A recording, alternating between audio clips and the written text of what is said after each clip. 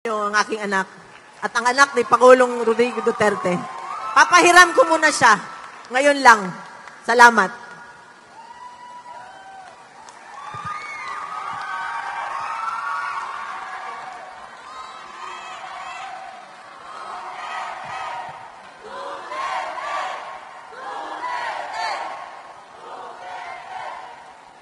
Maayong gabi! Magandang gabi sa inyong lahat!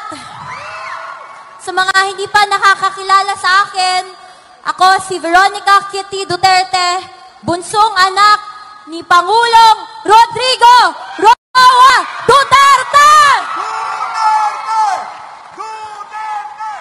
Unang-una, gusto kong magpasalamat sa lahat ng dumalo ngayong gabi. Salamat sa walang sawang pagmamahal at pagsuporta nyo kay PRRD, sa amin na pamilya niya at sa Duterte.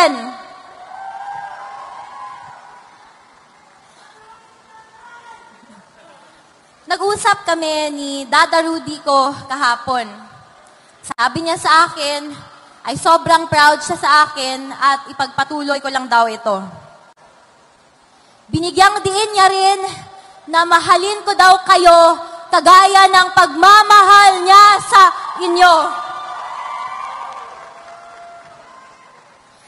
Bata pa ako, 21 pa lang ako, at ayaw ko talaga sanang makisali.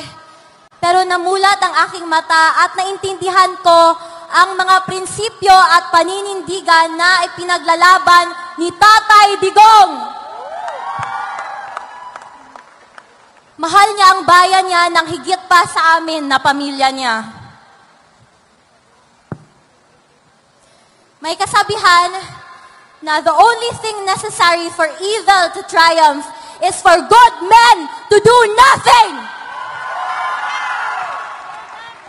Ito ang nangyayari sa Pilipinas ngayon. Walang tumatayo para ipaglaban kung anong tama. Mga kababayan, mga kabataan, magboto tayo ng tama. Magboto tayo ng may puso para sa pagserbisyo ngayong eleksyon sa May 12, 2025.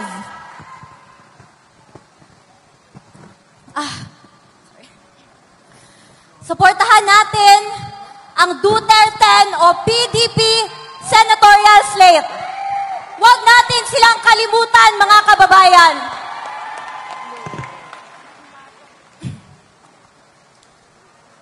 Muli kong iaabot ang